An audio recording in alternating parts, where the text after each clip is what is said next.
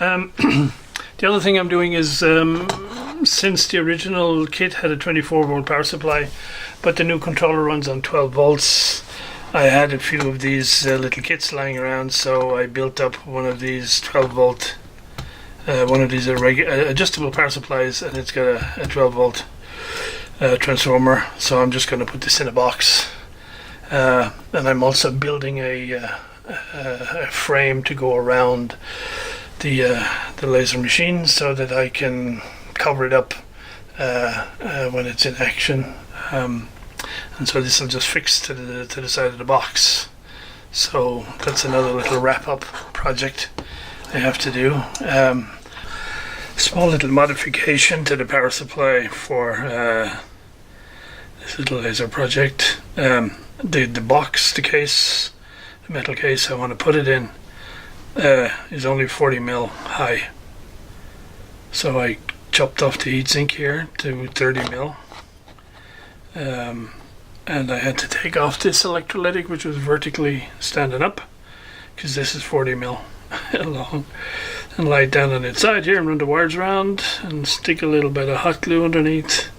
And I think that with the transformer we're about spot on here. We should fit in nicely.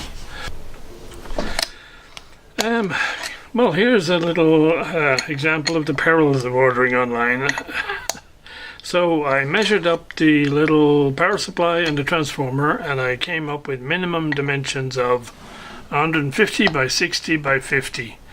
I couldn't find one of that size, but this is 150 by 60 by 40, and I thought that's okay. I'll chop off the heatsink so it'll fit in.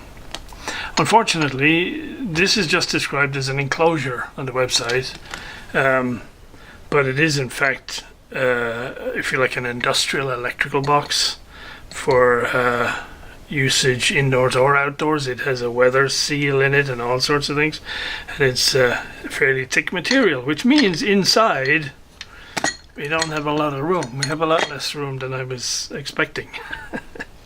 Not only that, there are two big flanges at each end here, with earthing screws in it. So obviously it's meant for whatever electrical apparatus you had in here. You would ground it onto those big screws.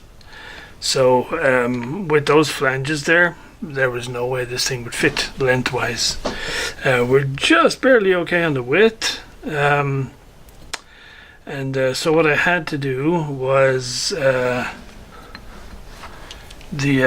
flange at each end, I had to put the old box here in the baby mill and mill out a huge chunk of that flange there, so that I could move the circuit board all the way up to here. And then I also had to cut off some of the outside fin to give me that extra couple of mil so that the whole thing fits in. So the other thing I think I'm going to have to do, again for space, is I'll remove this connector and I will solder the transformer wires directly on.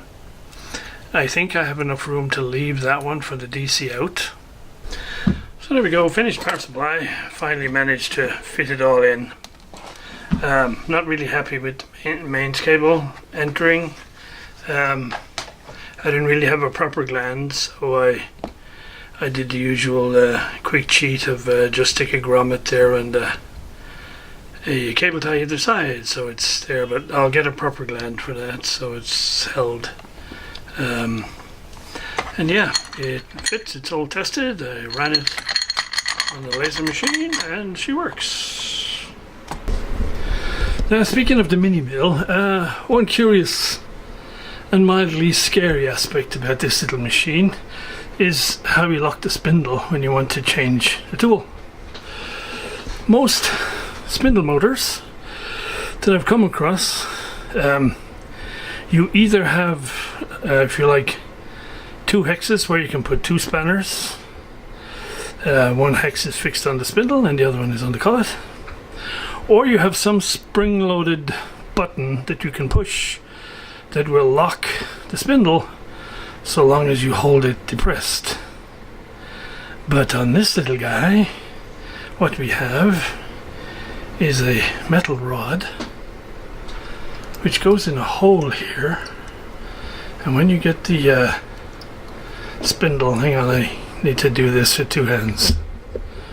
And so when you have the spindle lined up, you can push this thing, this little rod, all the way through, and now the spindle is locked.